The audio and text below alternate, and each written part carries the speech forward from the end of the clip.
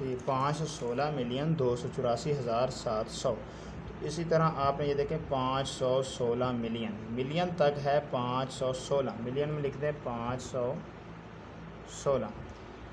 आगे 284,000, हज़ार के खाने में आएगा 284, क्योंकि 284,000 है तो 284,000।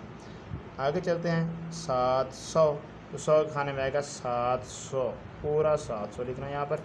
ये सारी रकम उठा के इधर लिख दें तो ये इसका आंसर हो जाएगा 516, कॉमा लगाना है, 1000 से पहले कॉमा लगाएं, 284,000, 516 मिलियन 284,700। तो तीन रकमों के बाद जब कॉमे होते हैं तो ये मिलियन बिलियन निज़ाम में रकम होती है। तो हमने भी चूँकि मिलियन बिलियन निज़ाम में जवाब देना है, शारी निज़ाम में नहीं देना है, तो ये तरीक़ाकार है इसका। तो इस तरह पॉइंट नंबर 2 भी कंप्लीट हो जाएगा।